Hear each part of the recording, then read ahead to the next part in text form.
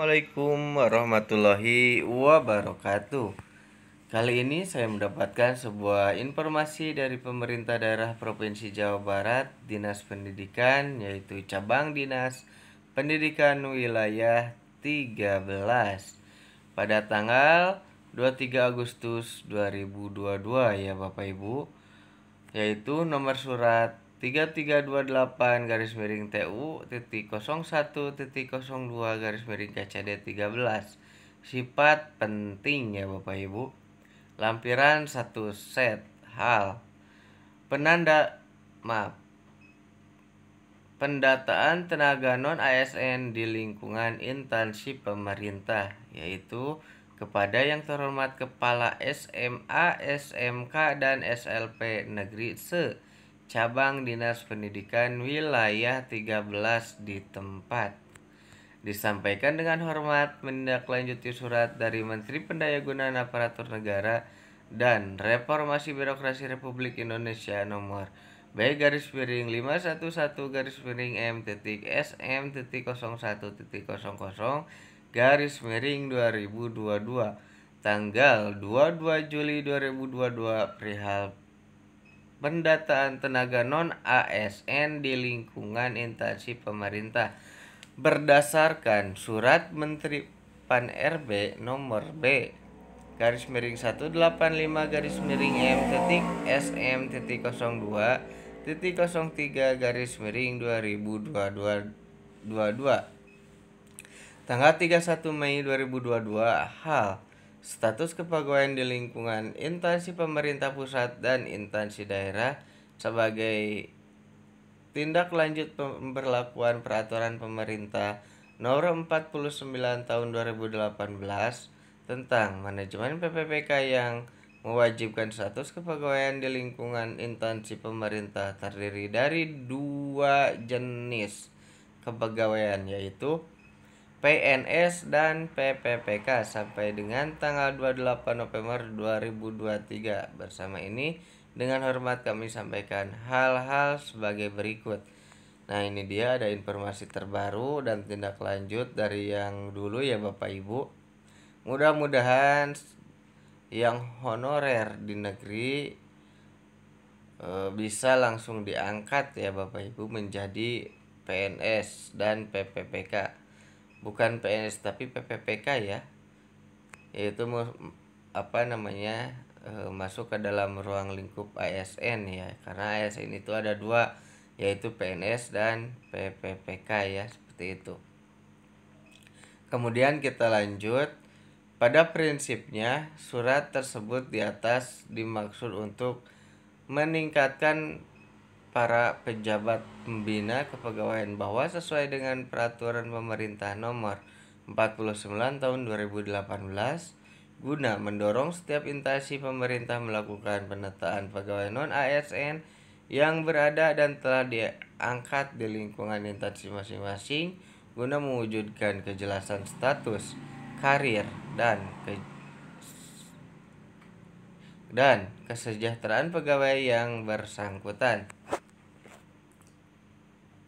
Sebelum itu, bagi Bapak Ibu yang belum pada subscribe channel kami, silahkan untuk melakukan subscribe ya, karena subscribe itu gratis, seperti itu. Dan terima kasih yang sudah pada subscribe channel kami dan selalu mengikuti channel kami. Kemudian jangan lupa juga untuk di-share video ini kepada seluruh teman Bapak Ibu, khususnya bagi SMA, SMK, dan SLB negeri ya. Karena ini sifatnya sangat penting, silahkan untuk dibagikan seperti itu. Kita lanjut ya Bapak Ibu ke nomor yang kedua. Dalam hal ini, pegawai non ASN yang telah bekerja di lingkungan instansi pemerintah yang berstatus sebagai non ASN sesuai dengan pasal 99 ayat 2 yang menyebutkan bahwa pegawai non PNS dalam jangka waktu paling lama 5 tahun sebagaimana dimaksud pada ayat 1. Paling lama ya. Dimaksud pada ayat 1 dapat diangkat menjadi PPPK apabila memenuhi persyaratan sebagaimana diatur dalam peraturan pemerintah ini.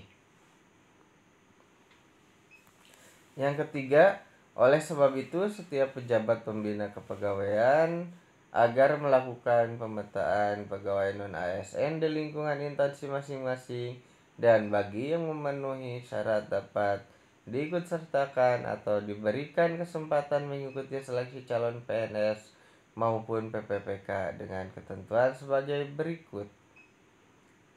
Yang A, berstatus tenaga honorer kategori 2 THK 2 yang terdapat dalam database Badan Kepegawaian Negara dan pegawai non-ASN yang telah bekerja pada instansi pemerintah. Yang B, mendapatkan honorium dengan mekanisme pembayaran langsung yang berasal dari APBN untuk instansi pusat dan APBD untuk instansi daerah, dengan bukan melalui mekanisme pengadaan barang dan jasa baik individu maupun pihak ketiga. Diangkat paling rendah oleh pimpinan unit kerja, telah bekerja paling singkat 1 tahun pada tanggal 31 Desember 2021. Di garis bawahi ya, yaitu pada 31 Desember 2021. Berusia paling rendah 20 ya tahun, paling tinggi 56 tahun pada 31 Desember 2021 ya Bapak Ibu. Kemudian pendataan pegawai non-ASN dimaksud untuk melakukan pemetaan dan mematuhi jumlah pegawai non-ASN di lingkungan instansi pemerintah baik instansi pusat maupun pemerintah daerah. Yang kelima, untuk pemetaan tenaga non-ASN sebagaimana tersebut di atas diharapkan kepada para pejabat pembina kepegawaian untuk menentukan langkah-langkah. 1. Atau A, melampirkan kartu tes THK 2 jika ada. B, membuat SPT JM format terlampir yang ditandatangani kepala sekolah di atas materai 10.000.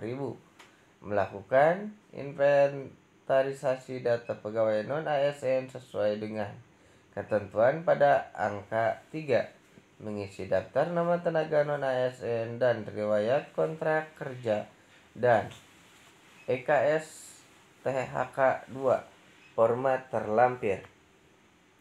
Data tersebut dikumpulkan ke cabang Dinas Pendidikan Wilayah 13 berupa hard copy dan soft copy melalui Saudara Lukman paling lambat hari Kamis tanggal 25 Agustus 2022 pada jam kerja. Kepala Cabang Dinas Pendidikan Wilayah 13 ditandatangani secara elektronik oleh Kepala Cabang Dinas Pendidikan Wilayah 13 Haji A. Suhendra SHMSI ya, pembina tingkat 1. Nah, ini dia untuk informasi terbaru, yaitu tentang pendataan tenaga non-ASN di lingkungan instansi pemerintah. Dulu sudah ada, dan ini adalah tindak lanjut dari surat edaran yang dulu ya Bapak Ibu, seperti itu.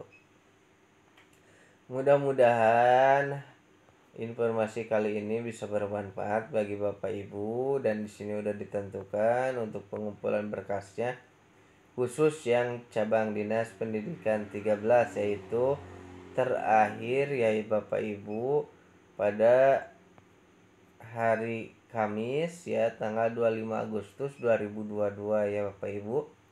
Mudah-mudahan di semua cabang Dinas Pendidikan yang lain pun sama ada edaran surat ini ya, tetapi menurut saya pasti ini semua ada edarannya seperti itu ya. Dan silahkan Bapak Ibu untuk mendata guru non ASN, kemudian dikumpulkan ke cabang dinas masing-masing ya Bapak Ibu.